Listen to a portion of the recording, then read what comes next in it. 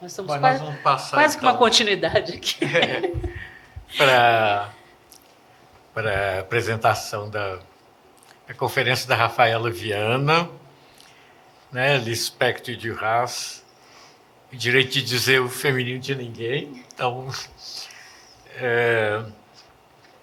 a Rafaela Faria Viana é mestre, né? A dela é do Luiz Anabini, né? Oi? A dela é... Como é que é? Não precisa ler também. Eu sei de tudo porque eu fui da banca dela.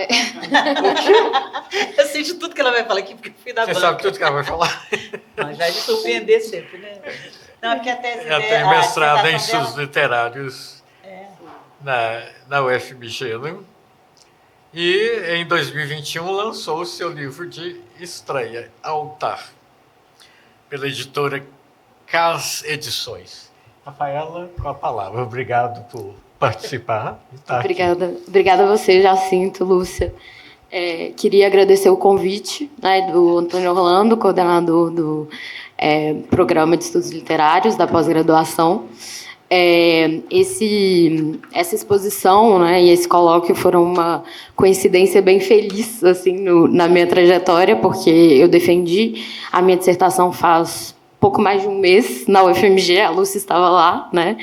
E foi justamente sobre Clarice e Duras. Então, eu recebi o e-mail do convite, inclusive estava falando com o Antônio Orlando no dia da defesa, e aqui estamos novamente em companhia desses grandes nomes da obra de Clarice que me acompanharam nesses 2 anos de pesquisa, né? Então, a Nádia, a Lúcia e tantos outros. Então, queria agradecer essa honra aqui de poder estar dialogando de alguma forma com essas pessoas. Eu vou projetar aqui um PowerPoint, mas, por enquanto, vou apresentando a minha pesquisa, né? O título da minha comunicação, que é Fazer na Escrita o Abismo dela, a mulher que escreve em Um Sopro de Vida e MLL, é também o título da minha dissertação. Melhorou. E eu vou não tanto focar nessa mulher, né, que a Lúcia já falou bastante do feminino de ninguém, e vou falar mais desse abismo, assim, o que eu entendo por esse abismo da escrita, né, que é, primeiramente, o da Mizanabim, né, o Estrutura em Abismo, atribuído como origem aí a André Gide nos seus diários. Aqui eu cito, é um trecho curto, né, em que ele comenta esse mecanismo, digamos assim, essa estrutura, e depois que vai ser retomado amplamente pela teoria literária. Então, ele diz: eu gosto bastante que, em uma obra de arte, encontre-se assim transposta, no nível dos personagens, o próprio tema dessa obra.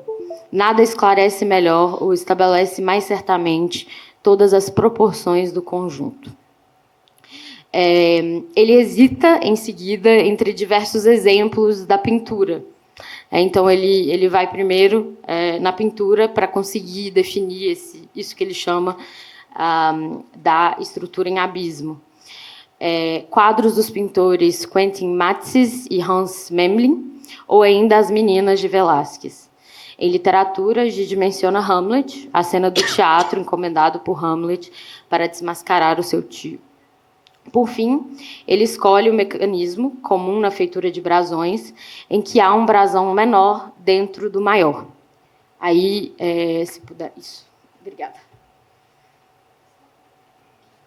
Para passar? Beleza. Obrigada. O brasão, enfim, não está dando para ver completamente, mas eu acho que dá para ter uma ideia. Esse aí que eu encontrei como exemplo desse mecanismo é o brasão real de armas do Reino Unido. Mas tem o brasão maior e, no menor, uma espécie de repetição, né? Uma espécie de repetição diferente, né? Porque o pequeno não é idêntico a esse maior. Então, eu queria falar um pouco desse fora e desse dentro e dessa repetição diferente que eu vejo nesse abismo nas obras de Clarice e de Duras. Então, o que chama a atenção aqui, como em outros brasões, é que não há correspondência total entre o fora e o dentro. No livro O que é a Psicanálise Literária, Lúcia Castelo Branco, em referência à pergunta que dá título à obra, oferece, à guisa de definição, a Misa Nabim como imagem. E, na verdade, foi essa citação da Lúcia, como ela bem sabe, que eu cito obsessivamente na minha dissertação, que eu voltei para essa figura do abismo, assim, que me serviu como guia da minha pesquisa. Assim. Então, eu devo a ela e a essa citação muito. Aqui eu cito a Lúcia. Talvez fosse mais interessante pensarmos, como Lacan fala em Leitura à Terra, que a psicanálise e a literatura, ou a psicanálise e a leitura, só podem funcionar bem se elas funcionarem como saber em fracasso. E quando se diz saber em fracasso, ele reitera, não se trata da mesma coisa que o fracasso de saber. Saber em fracasso. Quando vocês escutarem isso, escutem como estrutura em abismo. O que é uma estrutura em abismo? Aquele quadro do Velázquez, não é? O pintor que pinta o pintor, que pinta o pintor. Fui estudar nessa época sobre isso, porque há a estrutura em abismo considerada clássica, que é toda proporcional, e há a estrutura em abismo em que, às vezes, quando o ângulo se coloca um pouco diferente, no pedacinho menorzinho você vê o detalhe. A tendência é pensarmos que a imagem vai diminuindo, diminuindo, mas às vezes não é só um detalhe que você vê amplificado. Você vê alguma coisa que no quadro maior não aparecia, porque o ângulo mudou. Esses dias aqui, tentando fotografar a lua, eu tive muito essa sensação, porque às vezes eu via meu reflexo, às vezes eu via a casa projetada na lua, e às vezes eu via a lua. Então, tudo depende muito do ângulo e dos espelhamentos que acontecem aí. Talvez o mais interessante não seja nem a leitura no amor amalgamado, nem a leitura no ódio ou no amódio, mas a leitura no amor em fracasso, como se diz, saber em fracasso. Esse trecho, fim de citação, esse trecho guiou a minha pesquisa e com ele aprendi algo sobre isso que antes me foi apresentado como mecanismo narrativo. Aqui, Lúcia propõe a estrutura em abismo como criadora de leitura e de escrita. Como no brasão escolhido por Gide como exemplo prototípico dessa estrutura, há sempre um ângulo diverso, uma cor, uma tonalidade. Lúcia Castelo Branco fala aqui da lua, que, eu penso, funciona como o espelho convexo ao qual Gide se refere nas pinturas de Matisse. Há uma distorção criativa, em fracasso, no sentido de em abismo, desdobrando-se infinitamente. Antes de falar da forma como essa figura vai aparecer em Clarice Duras, eu queria me focar ainda nesses exemplos picturais, com um dos quadros mencionados por Gide. Na verdade, ele não menciona o quadro em si, ele menciona o pintor. E, enfim, aqui, o quadro Le Prêteur et sa femme, a gente vê a cena principal, né, que é um cambista, às vezes é traduzido como banqueiro, porque esse quadro tem títulos alternativos, trabalhando, né, ao lado da mulher que parece um pouco distraída, folheando um livro. Então, essa é a cena principal, né, e tem um espelho no centro ali da mesa, que eu vou mostrar na próxima imagem em zoom, para conseguir ver melhor. Então, esse espelho que abre aí, né, esse abismo dentro da pintura. Mas não é um abismo repetitivo, né? A gente não vê a mesma cena principal sendo reproduzida. Então, o espelho convexo nessa pintura revela uma abertura, né? Ele está voltado para a janela, além de introduzir um estranho personagem absorto na leitura de um livro apoiado na janela. Então, o que se esperava, né, do outro lado da mesa seria um cliente, talvez, né, mas o que a gente tem é um personagem lendo um livro e voltado para a janela, nessa abertura. Quando falamos de Misa Nabim, muitas vezes dizemos o quadro dentro do quadro, a escrita dentro da escrita. Quando Lúcia mencionou o escrever, que começa com dentro da casa que se escreve, talvez é dentro da escrita que se escreve. Mas aqui, né, em Le Prêteur et sa femme, a imagem abismada no espelho nos mostra que no abismo há também um movimento para fora. Abre-se o quadro em direção à janela, em direção a esse personagem, que muda o tom da pintura, né? Eu vou voltar nessa questão do dentro-fora em breve, também sobre o viés de uma leitura da Lúcia. Então, agora eu queria apresentar os meus objetos, talvez mais o da Duras, que provavelmente é menos conhecido. Na minha dissertação, eu estudo, então, Um Sopro de Vida, da Clarice, que é o seu livro póstumo, como já foi mencionado, organizado pela sua amiga Olga Borelli.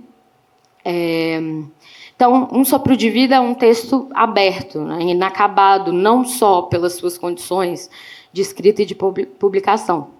Ele se apresenta como um texto estilhaçado no próprio projeto que anuncia. Aqui eu cito uma parte de Um Sopro de Vida. Então, Clarice.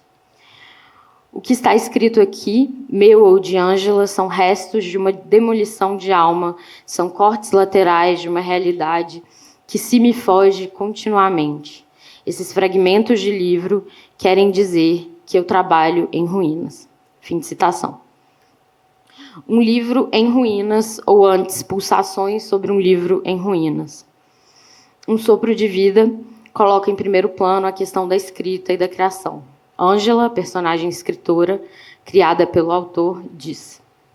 Aqui começo a citar Clarice e Ângela, dentro de Um Sopro de Vida. Meu ideal seria pintar um quadro de um quadro.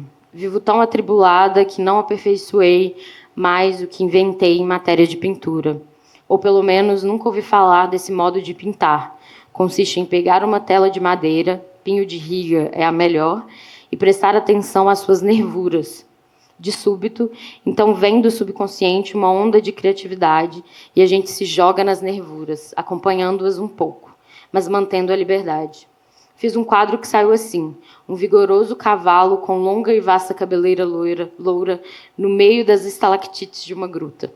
É um modo genérico de pintar e, inclusive, não se precisa saber pintar. Qualquer pessoa, contanto que não seja inibida demais, pode seguir essa técnica de liberdade. Fim de citação.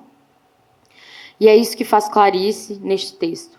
Cria um quadro de um quadro da sua própria criação literária, ao projetar-se tanto em Ângela quanto no autor, em um jogo de espelhos ambíguo. Acho que foi Benedito Nunes que disse em uma tríplice estrela, né, um tríptico de A Hora da Estrela, que também a Nádia falou um pouco desse lado, né, desse tríptico da Hora da Estrela, que também está presente em Um Sopro de Vida, que inclusive foi escrito simultaneamente, segundo a Olga Borelli. E porque a gente tem a Clarice, o autor, que se chama autor, e a Ângela, que também é escritora. E achei interessante porque A Paixão Segundo GH, por exemplo, eu nunca tinha pensado como tríptico, né? Então, aí a gente tem um tríptico de trípticos, talvez, na obra da Clarice, se pensar também no A Paixão Segundo GH. Há aqui, pois, a ideia da escrita em abismo, como escrita encenada. E o que se encena não é o resultado, o livro, mas a própria escrita, as nervuras da tela. Ângela, que idealiza esse quadro do quadro, cuja realização dispensa qualquer reconhecimento técnico. O narrador masculino, denominado apenas como autor, se desdobra na personagem que ele cria, Ângela. Essas duas vozes se alteram na obra, que expõe a nudez do processo de escrita, a do autor e a de Ângela. Fugindo a estruturas narrativas estanques, o enredo da obra é pouco delimitado. Ela é composta de 4 partes. Aqui eu apresento as partes, mas acho que é mais interessante eu entrar na Duras, que talvez seja menos conhecida. O romance com o qual eu trabalho prioritariamente é o Emilielle, publicado por Marguerite Duras em 1987. É um livro em que também há esse desdobramento da escrita dentro da escrita, com mais de uma personagem escritora, né? Então, desde suas primeiras páginas, trata-se de um livro sobre a escrita. Aqui eu cito a Duras. É um lugar que agrada a você aqui. Um dia isso estará em um livro. A praça, o calor, o rio. A narradora, que se designa como eu, a mulher dessa história, é escritora. O fio principal da história se passa em um terraço em Quillebeuf, onde uma mulher e um homem conversam. O tópico mais recorrente desse diálogo é justamente a escrita. Aqui eu cito a Duras. Eu não decidi nada, não é isso. Eu não posso parar de escrever, eu não posso. E essa história, quando eu a escrevo, é como se eu encontrasse você, que eu encontrasse os momentos em que eu não sei ainda, nem o que acontece, nem o que vai acontecer, nem quem você é, nem o que vai acontecer com a gente. Assim, a própria história, o dia passado em Quillebeuf, ao qual o leitor tem acesso, anuncia uma outra, a do casal de escritores, de como eles chegaram ali, de quem são, do que houve ou deixou de haver entre eles. Todavia, é outra ficção que se escreve e se desdobra aos olhos do leitor. Aqui eu cito Duras novamente. Escrever é isto também, sem dúvida. É apagar, substituir. Fim de citação. Escrever essa história é entrar em contato com o abismo do saber no abismo da escrita.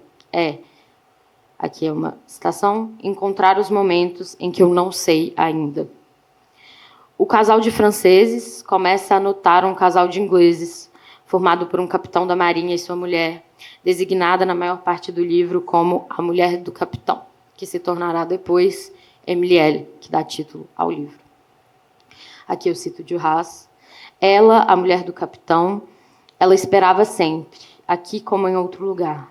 Você disse que ela deve ter esperado durante toda a sua vida por alguma coisa, como a que ela esperava, ali naquele bar. A libertação de não se sabe qual insuportabilidade. Essa posição feminina da espera. Eles começam, pois, a fabular sobre a mulher do capitão. Alternam-se falas do próprio capitão, que eles observam de longe, e aí essas falas são em inglês, então o texto original da Duras em francês é entrecortado por essas falas escutadas em inglês.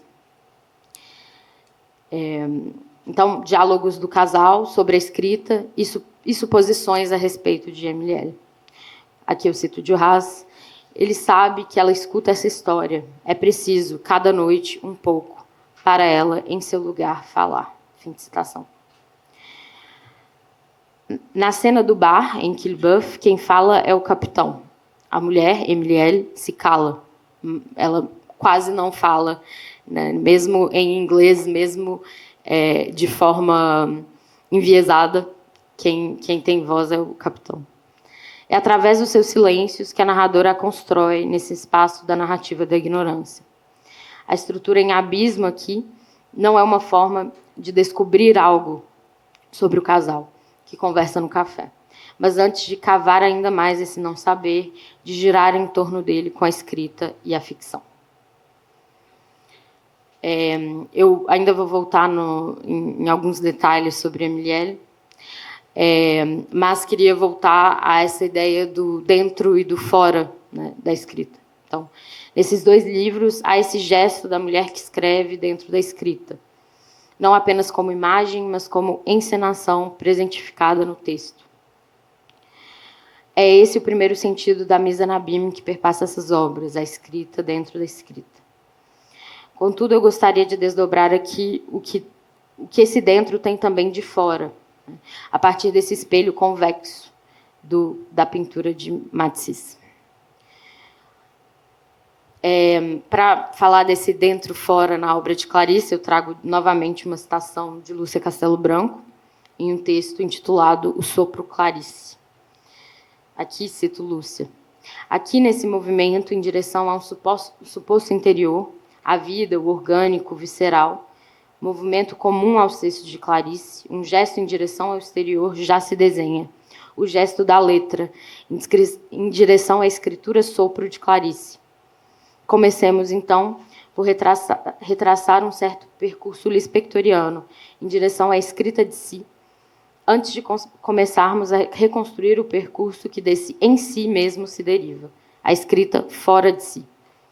O desenho que procuro traçar é antes de uma banda, a banda de Möbius, que me permite conceber uma linha contínua em que o interior se lança ao exterior. A hipótese que se apresenta formulada no desenho dessa banda de Möbius é a de que a escrita de Clarice, evidentemente, escrita de si, o si aqui tomado como a própria Clarice Lispector, o que nos remete à ideia de uma escrita sempre fundada na autobiografia, abre-se para uma escrita fora de si, o si aqui pensado no lugar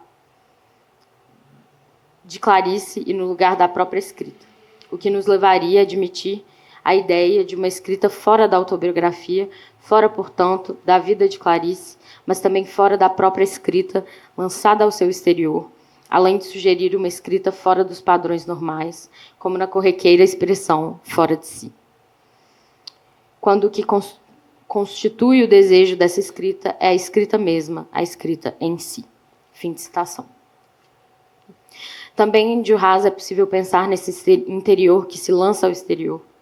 Essa obra que diz eu, mas lança o leitor em um universo estranho, que finalmente é o da própria escrita. Em Um Sopro de Vida e Emilielle, essa encenação é explicitada pelas personagens escritoras. Esse ela que não deixa de ser eu, mas no que o sujeito tem de exterioridade em si mesmo. Em Um Sopro de Vida, esse jogo abismado em que o interior se lança ao exterior começa já na tomada de palavra do autor-narrador, que encena um processo agonizante em direção à escrita. Nesse momento, o narrador de Um Sopro de Vida se confronta com uma das formas desse abismo. Quem narra quando diz eu? Aqui eu cito Clarice, em Um Sopro de Vida. Será horrível demais querer se aproximar dentro de si mesmo do límpido eu? Sim. E é quando o eu passa a não existir mais, a não reivindicar nada, passa a fazer parte da árvore da vida. É por isso que luto por alcançar. Esquecer-se de si mesmo e, no entanto, viver tão intensamente. Há aqui uma desconfiança moderna em relação à linguagem, acompanhada da consciência, que para o autor, para o narrador-autor, é quase paralisante de estar sempre falando de algum lugar, de algum eu, quando se narra um fato. É a aparente contradição de, olhando para algo que está fora, sempre acabar em um dentro insuportavelmente real. Aqui eu cito novamente Clarice em Um Sopro de Vida. Pois também eu solto as minhas amarras, mato o que me perturba, e o bom e o ruim me perturbam, e vou definitivamente ao encontro de um mundo que está dentro de mim. Eu que escrevo para me livrar da carga difícil de uma pessoa ser ela mesma. Em cada palavra pulsa um coração. Escrever é tal procura de íntima veracidade de vida. Fim de citação. Nessa corda bamba agônica entre escrever e ser, escrever e escrever-se, o narrador decide por inventar uma personagem à guisa de solução. Aqui eu cito. O resultado disso tudo é que vou ter que criar um personagem, mais ou menos como fazem os novelistas, e através da criação dele para conhecer. Fim de citação. Surge então Ângela Praline, personagem que já havia aparecido na obra de Clarice, no conto A Partida do Trem, o que complexifica ainda mais o jogo narrativo de Um Sopro de Vida. Ângela é criação do autor, mas também da própria escritora Clarice. Esse fato parece funcionar como os parênteses da dedicatória do autor em A Hora da Estrela. Dedicatória do autor, entre parênteses, na verdade, Clarice Lispector. Também em Emilielle, a narradora compartilha com Duras a escrita, o gosto por Quillebeuf, a casa próxima ao rio Sena, a infância passada na Indochina, colônia francesa na época. E essa escrita de si é sempre jogada para fora. O casal de ingleses, Emilielle, a letra L, em francês, pronuncia-se exatamente como o pronome singular feminino, ela. Emily, ela. Essa personagem da qual Duras sempre fala com muita ternura. É uma poeta, aqui eu cito Duras em uma entrevista, completamente estúpida e, ao mesmo tempo, genial, segundo a própria escritora. A protagonista do texto, Emilielle, não é a narradora que diz eu, o dentro de si, tampouco é Emilielle, que dá nome ao livro, mas a escrita em si, que vai de dentro para fora, para dentro dela mesma. Duras escreve uma narradora que escreve uma poeta que escreve um poema perdido.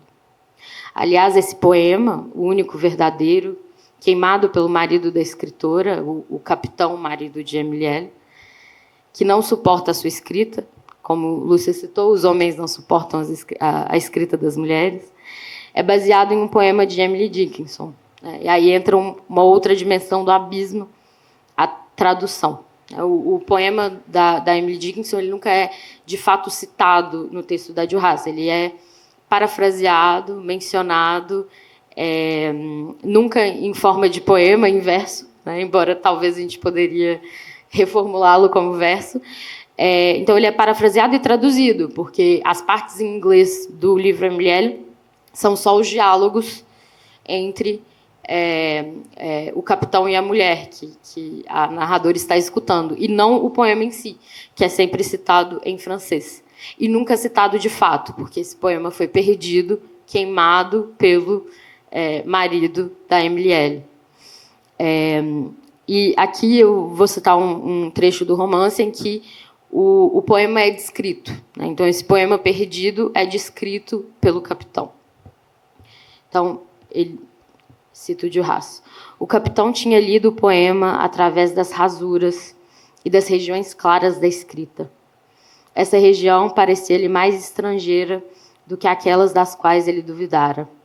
Ela dizia, através das rasuras, que, em certas tardes de inverno, os raios de sol que se infiltravam nas naves das catedrais oprimiam assim como o retumbar sonoro dos grandes órgãos. Das regiões claras da escrita, ela dizia que as feridas que nos provocam essas mesmas espadas de sol nos eram infligidas pelo céu. Que elas não deixavam nem traço, nem cicatriz visível, nem na carne do nosso corpo, nem no nosso pensamento. Que elas não nos feriam, nem aliviaram. Que era outra coisa, que estava em outro lugar e longe dali onde se poderia ter acreditado. Que essas feridas não anunciavam nada, não confirmavam nada que poderia ter sido objeto de um ensino, de uma provocação no seio do reino de Deus. Não, tratava-se da percepção da última diferença, aquela interna no centro, no cerne das significações.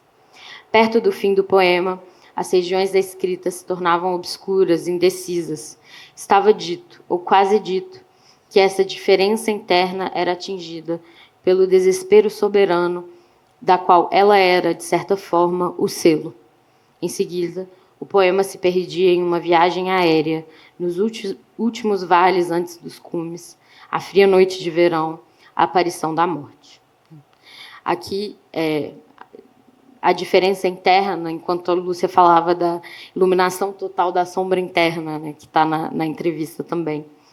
E são todos, em lugares desses trechos, é possível identificar o poema de Dickinson, mas nunca na ordem que o poema está também. É uma leitura, tradução e paráfrase do poema. O poema, tanto de Dickinson, que aqui eu não vou citar, mas começa, né, já que os poemas de Dickinson não têm títulos, para quem quiser pesquisar, começa There's a certain slant of light, no inglês. No original, esse é o verso inicial. O poema, tanto de Dickinson quanto a sua versão durasiana, é um que resiste à leitura. É esse, em parte, o seu crime aos olhos do capitão. Ele não fala sobre nada, nem a dor de perder o filho, porque Emily, na história que a narradora cria para ela, tinha acabado de perder um filho. Nem o amor pelo capitão, nem a vida deles. É um poema perfeitamente oblíquo. A imagem dessa folha rasurada, de caligrafia incerta, é a do acontecimento da vida de Emily. Uma descoberta genial da ignorância maior no cerne das significações. Esse é um poema que diz através das rasuras. Talvez por isso Emily lamente tanto a sua perda. Nele nada se ensina, não há cicatriz visível. Face a esse poema, é preciso sofrer o desespero dessa luz, deixá-la passar e ficar à escuta, como a paisagem, olhando em direção à morte. Em uma entrevista a Hélène Cixous sobre Marguerite Duras, Michel Foucault fala de uma memória sem lembrança na obra de Duras. Aqui eu cito Foucault. Essa arte da pobreza, ou então o que se poderia chamar a memória sem lembrança. O discurso está inteiramente em Blanchot, assim como em Duras, na dimensão da memória, de uma memória que foi inteiramente purificada de qualquer lembrança, que não passa de uma espécie de bruma, remetendo perpetuamente à memória, uma memória sobre a memória, e cada memória apagando qualquer lembrança, e isso infinitamente. Então, infinitamente, no gesto ad infinitum do abismo também. Né? Cixous concorda com Foucault e acrescenta, aqui eu cito Cixous, você diz, memória sem lembrança, é isso. O trabalho que ela faz é um trabalho de perda, como se a perda fosse inacabável. É muito paradoxal. Como se a perda jamais fosse perdido bastante, você sempre tem a perder. Isso sempre caminha nesse sentido. E aqui o que Lúcia falou da resposta, né, de Juhas a Lacan. Não é que eu me perderia, eu já me perdi. E eu continuo me perdendo. Infinitamente, em abismo. É uma perda em abismo. Um saber em fracasso. A memória está sempre em perda. Uma perda em abismo. Você sempre tem a perder. Perde-se o poema, perde-se a memória, mas desse gesto infinito surge a escrita abismada. Essa escrita dentro da escrita, essa aventura nas nervuras da tela, e que, contudo, está sempre já voltada a um certo exterior, um certo outro, como no quadro de Quentin Metzys, ou como nos brasões evocados por Gide, uma infinita repetição diferente, dentro e fora de si. À guisa de conclusão, gostaria de ler a crônica Os Espelhos, de Clarice, que diz tudo o que pode ser dito sobre essa escrita em direção a um dentro infinito e que se abre também a desertos, para juntar aí com o da Juhas J'écris. Esse texto da Clarice, que é curtinho, eu vou projetar aqui para quem quiser acompanhar a minha leitura. Então, se chama Os Espelhos. O que é um espelho? Não existe a palavra espelho, só espelhos, pois um único é uma infinidade de espelhos. Em algum lugar do mundo deve haver uma mina de espelhos? Não são precisos muitos para se ter a mina faiscante e sonambólica. Bastam 2, e um reflete o reflexo do que o outro refletiu, num tremor que transmite, em mensagem intensa, insistente, ad infinitum, liquidez em que se pode mergulhar a mão fascinada e retirá-la escorrendo de reflexos, os reflexos dessa dura água. O que é um espelho? Como a bola de cristal dos videntes, ele me arrasta para o vazio, que no vidente é o seu campo de meditação, e em mim o campo de silêncios e silêncios. Esse vazio cristalizado, que tem dentro de si espaço para se ir para sempre em frente sem parar, pois espelho é o espaço mais fundo que existe. E é coisa mágica. Quem tem um pedaço quebrado já poderia ir com ele meditar no deserto. De onde também voltaria vazio, iluminado e translúcido, e com o mesmo silêncio vibrante de um espelho. A sua forma não importa. Nenhuma forma consegue circunscrevê-lo e alterá-lo. Não existe espelho quadrangular ou circular. Um pedaço mínimo é sempre o espelho todo. Tira-se a sua moldura e ele cresce assim como a água se derrama. O que é um espelho? É o único material inventado que é natural. Quem olha um espelho conseguindo ao mesmo tempo isenção de si mesmo, quem consegue vê-lo sem se ver, quem entende que a sua profundidade é ele ser vazio, quem caminha para dentro de seu espaço transparente, sem deixar nele o vestígio da própria imagem, então percebeu o seu mistério. Para isso, há de se surpreendê-lo sozinho, quando pendurado num quarto vazio, sem esquecer que a mais tênue agulha diante dele poderia transformá-lo em simples imagem de uma agulha. Devo ter precisado de minha própria delicadeza para não atravessá-lo com a própria imagem, pois espelho que eu me vejo sou eu, mas espelho vazio que é espelho vivo. Só uma pessoa muito delicada pode entrar num quarto vazio, onde há um espelho vazio, e com tal leveza, com tal ausência de si mesma, que a imagem não marca.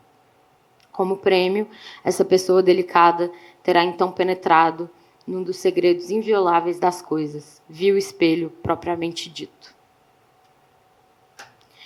E descobriu os enormes espaços gelados que ele tem em si, apenas interrompidos por um ou outro bloco de gelo. Em outro instante, este muito raro, e é preciso ficar de espreita dias e noites, em jejum de si mesmo, para poder captar esse instante. Nesse instante, consegui surpreender a sucessão de escuridões que há dentro dele. Depois, apenas com preto e branco, recapturei sua luminosidade arco-irizada e trêmula. Com o mesmo preto e branco, recapturei também, num arrepio de frio, uma de suas verdades mais difíceis, o seu gélido silêncio sem cor. É preciso entender a violência e a ausência de cor de um espelho para poder recriá-lo, assim como se recriasse a violenta ausência de gosto da água.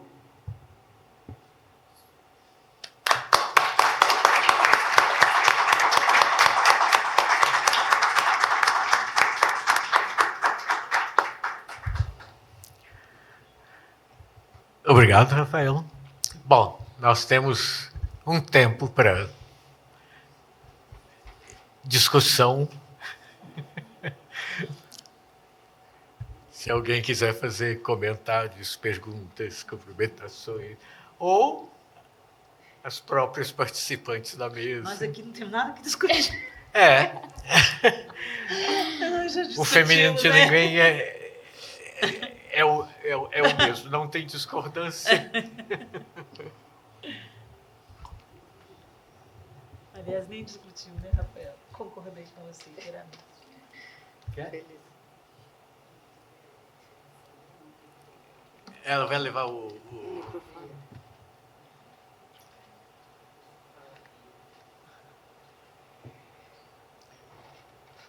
Porque está gravando, né? E tem que ter o microfone, né? É a Magda que te pergunta. Não. Eu quero perguntar, mas posso ceder minha... É o microfone, ó.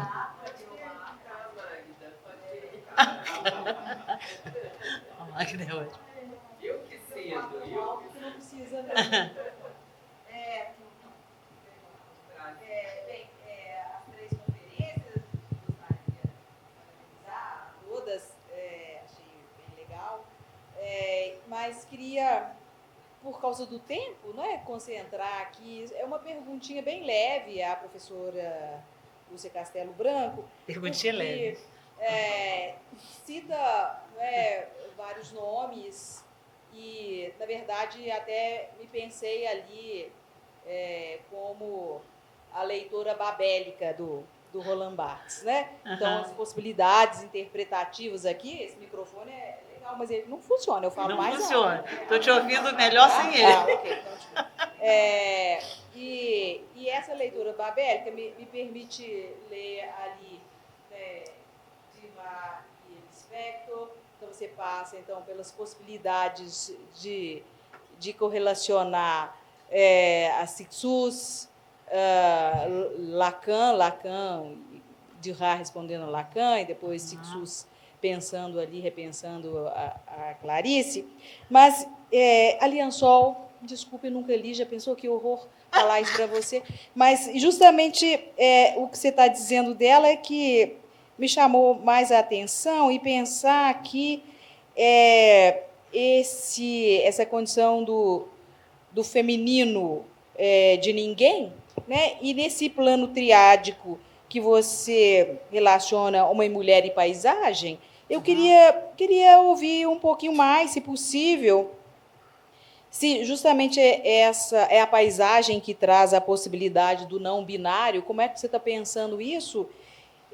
Porque eu achei isso muito legal e, como eu não conhecia, aí eu queria ver assim. Isso é muito legal mesmo, Magda. Eu acho que, na verdade, ela não faz... Ela fala do feminino de ninguém nessa única citação, né, que eu trouxe, até agora eu não achei outra, relacionada ao AOC, que é o pessoa, né? Persona, ninguém. Quer dizer, portanto, a poesia, né? Assim, mas esse trecho sobre a paisagem como terceiro sexo, ele fica num livro que se chama Onde Vais, Drama, Poesia, cujo título já faz uma referência direta ao Pessoa, porque o Pessoa é que dizia que a poesia é uma arte dramática, né, e não uma arte lírica. O poetodrama, né, ele é conhecido como poetodrama, e chama-se A Boa Nova Anunciada à Natureza. Então, a Boa Nova Anunciada à Natureza é que existe um terceiro sexo, e esse terceiro sexo é a paisagem.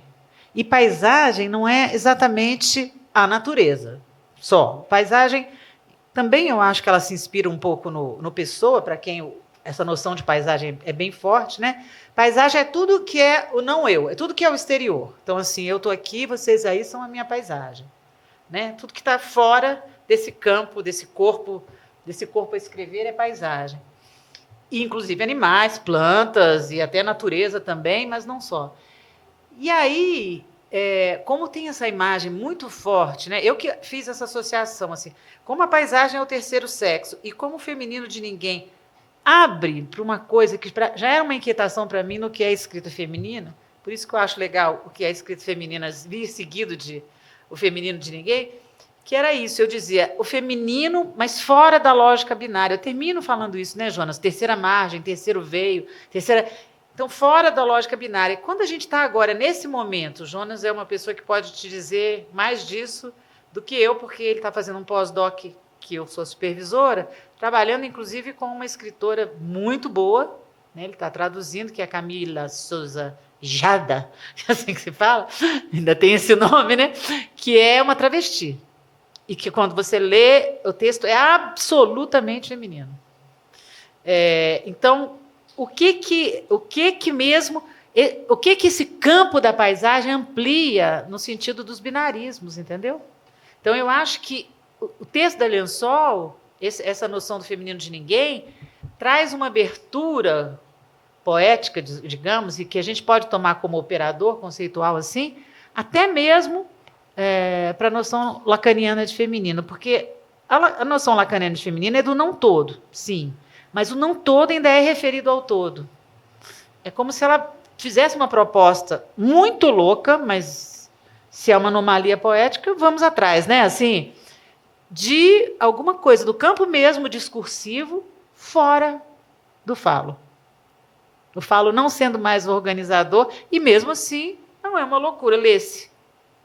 Lê-se. Pode até não se entender, mas como dizia Clarice, entender nunca foi um problema. Não tem problema não entender. Assim como a gente faz com a poesia também, não é?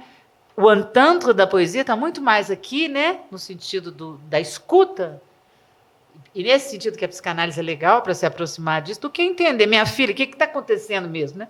O psicanalista não entende nada, tem alguma coisa da escrita que se faz com essa escuta, entendeu? Nesse ponto é que é bonito demais. Eu acho que é um operador assim. Por isso me deu raiva da Cult de banalizar isso. Botou uma pin-up na capa, entendeu? Uma mulher cheia de plumas. E o feminino de ninguém escutou, né? Pegou, porque é um filão. É ótimo, né? Você sair dizendo isso aí. Não sabe de onde, aí vem como diz Lacan e tal, e vem o feminino de ninguém ali no meio. Não é como diz Lacan. Lacan abre essa possibilidade. Até mesmo no último seminário dele, ele fala assim, esse negócio de falar do espelho, que é o mais natural dos objetos, e a Clarice está falando isso, né? E é o mais bobo, assim, pensar no campo do espelho é pensar no campo da reflexão, do reflexo, sair do espelho é que é o passo para a terceira margem, que é o que a Clarice faz no espelho, o que ela faz lindamente na leitura dela, né, Rafael? Quer dizer, sair dessa lógica de que um reproduz o outro, sim, para uma terceira, e esse terceiro é a paisagem, isso que está fora do campo do eu. Te respondi de alguma maneira?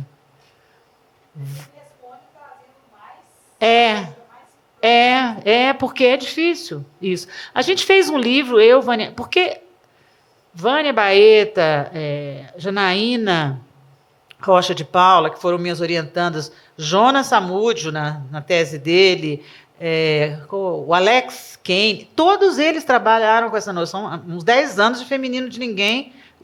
O Alex fez uma tese sobre a liberdade de ninguém, em Clarice Lispector.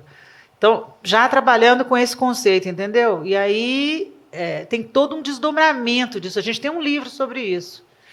Feminino de Ninguém, vou te mandar. Assim, que é bem legal, e pensando assim, então, que seria um dos operadores, não digo que para dar conta, mas para a gente abrir mais essa possibilidade de o projeto de pós-doc do Jonas, como é que fala o título aí, Jonas? Outros femininos, né? A literatura e os femininos, no plural, entendeu? Que talvez seja pensar, o feminino de ninguém abre para os femininos, não fica nesse feminino, né? Diga, Guilherme. Eu queria falar que eu sempre fico admirado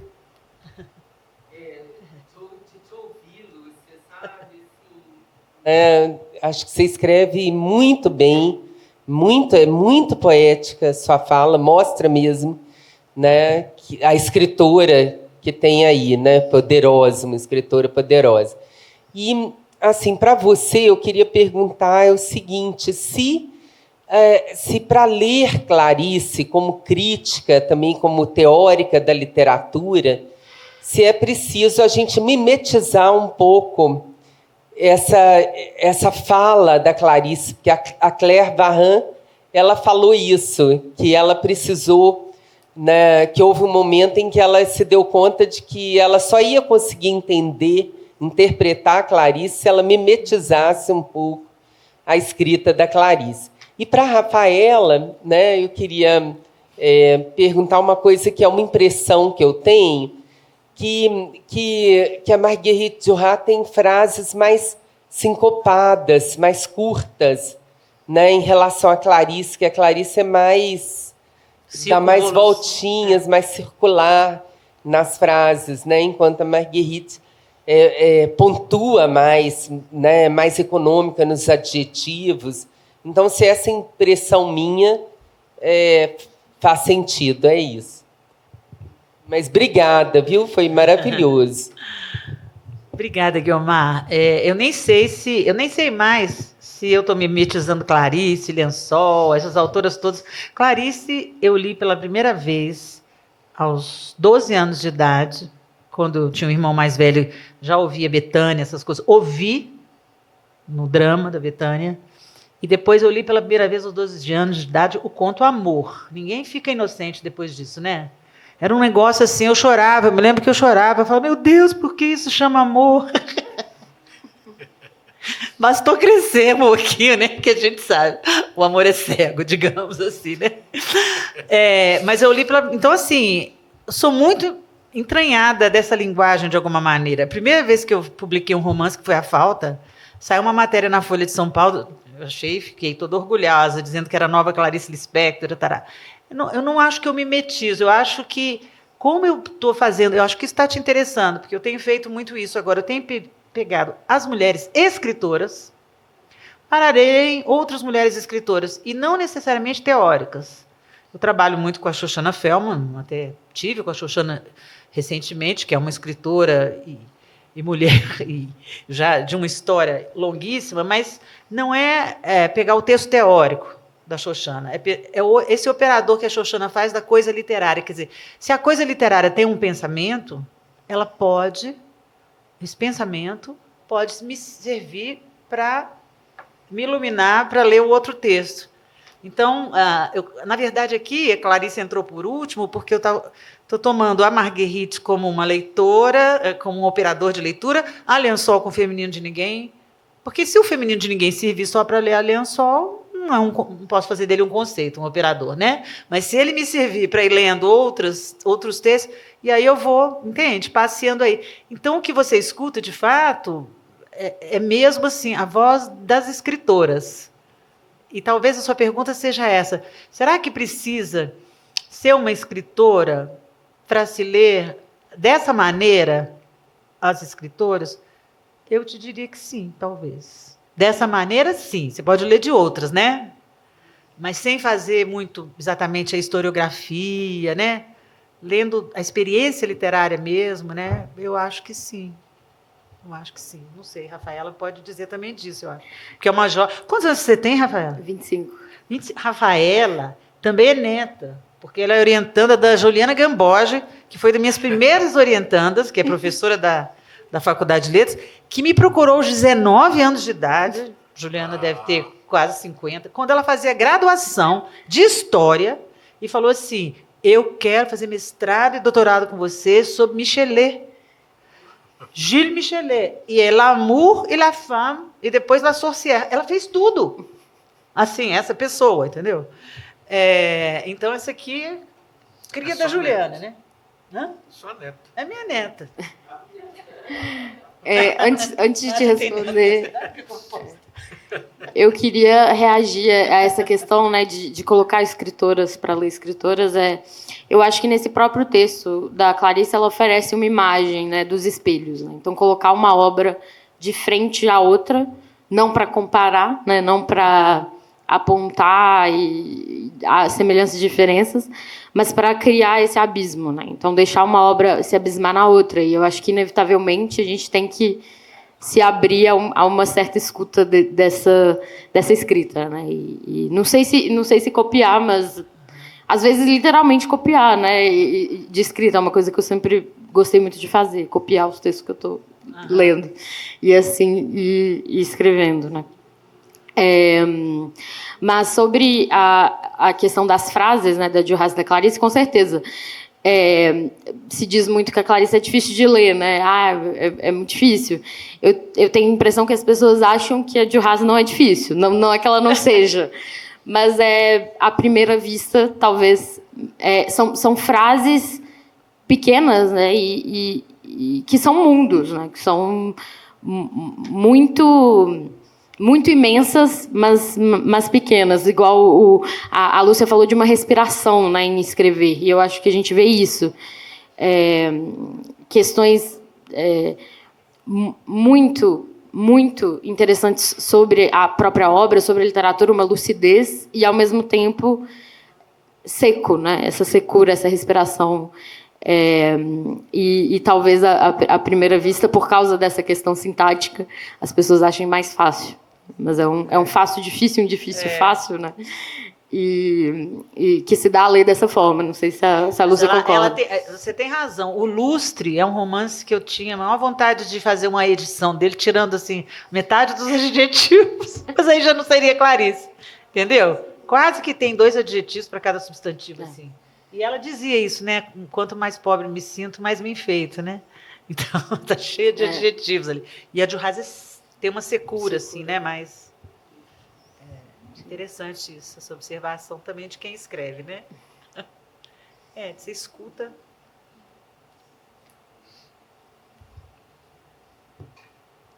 Mais alguma, Nádia? Já que o microfone não funciona. Esse texto eu acho muito interessante, porque ela escreveu quando ela viu uma obra plástica feita pela Vera Mini. Então, a gente pode ler esse texto também, né, Rafaela, como uma estética da recepção. Sim. Né? É o microfone. Aí, Nádia. Você está sendo gravada. Você está sendo gravada. Autoriza a gravação. Não, mas que a Clarice faz muito isso, né? Ela sabe ler coisas. Então, ela lê a dança flamenga, ela lê quadros, né, de pintores, né? E aí é a leitura de uma escultura. Então, eu achei interessante só esse dado de informação, sim. Né, para dizer que, mas em algumas edições não aparece isso, né, Rafaela? Então, tiraram. Eu não gosto dessas edições que ficam tirando as coisas, entendeu? Porque tira da gente a oportunidade Tira de até saber a referência de onde vem. de onde vem, quer dizer, tirou a fonte. Né? E eu acho uma bela, né, de uma leitura de uma obra plástica. Eu nunca soube que obra era essa, eu nunca quis enxergar, não tem jeito de ir até ela, mas tem a recepção dela. Então, eu acho muito interessante, porque é um outro lado, uma outra face, né, da Clarice, que eu acho que se completa em relação às outras que a gente conhece. Ela sabia ler a danada, né? Sabia. Sabia ler a arte no sentido geral, né? É isso só que eu queria dizer, não sei nem se é importante. Ela sabia escutar também, né? Porque nas entrevistas dela, é tão interessante isso, embora ela imponha a pergunta que ela quer, porque acho demais isso, eu me inspirei nela para fazer entrevista com a Cláudia Renaud, quando eu fiz o livro da Cláudia. A Cláudia falava assim, aqueles livros da Comarte, eu quero que você seja que vai escrever minha entrevista, mas não quero falar, não. Falei, como assim, Cláudia? Aí eu ficava me inspirando nas coisas da Clarice, assim, um pouco.